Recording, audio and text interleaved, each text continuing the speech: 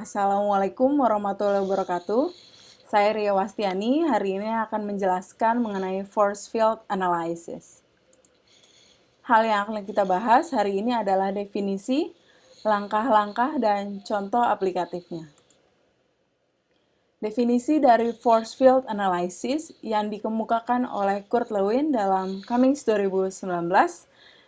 Force field analysis disebut juga sebagai analisis medan gaya, di mana metode ini mengatur informasi yang berkaitan dengan perubahan organisasi ke dalam dua kategori utama, yaitu yang pertama adalah kekuatan untuk perubahan atau forces for change, yang kedua adalah kekuatan untuk mempertahankan status quo atau menolak perubahan yang disebut sebagai forces resisting change.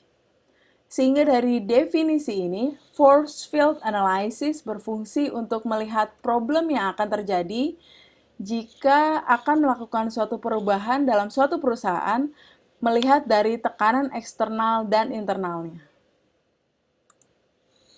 Kita lihat dalam tampilan ini adalah force field analysis, di mana yang tadi kita sebut sebagai forces for change adalah tekanan eksternal, dan forces resisting change adalah tekanan internal. Nah, tekanan eksternal ini disebut juga sebagai tekanan pendorong atau kekuatan pendorong atau driving forces, dan tekanan internal disebut juga sebagai kekuatan penahan atau restraining forces. Nah, kondisi di tengah itu disebut sebagai process change, di mana perusahaan mengalami dua tekanan secara eksternal dan internal yang diharapkan akan terjadi perubahan yang signifikan.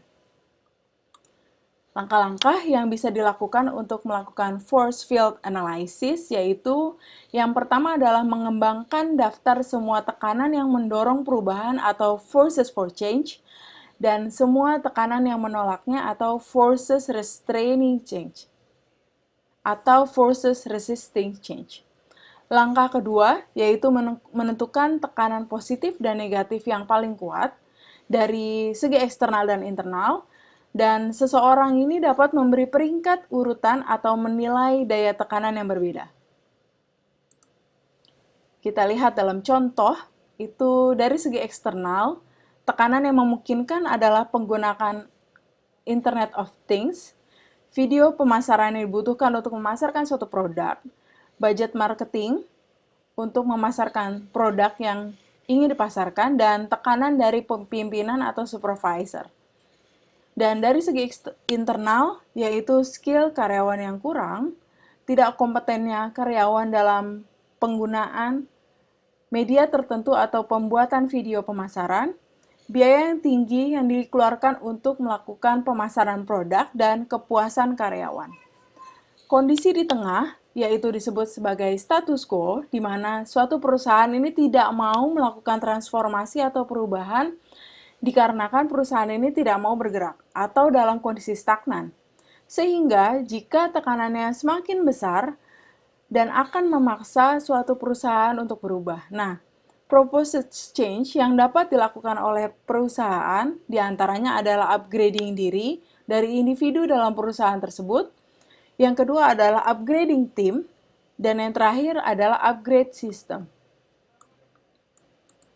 Ini adalah contoh force field analysis yang dilakukan pada kinerja kelompok kerja. Kita lihat dari segi eksternal atau forces for change, terdiri dari new technology, better raw materials, competition from other groups, dan supervisor pressures.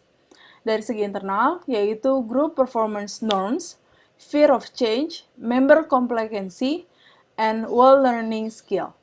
Dari gambar 6.2, itu menjelaskan analisis medan gaya dari kinerja kelompok kerja. Nah, kita lihat di sini, panah yang paling panjang itu mewakili kekuatan dari tekanan tersebut.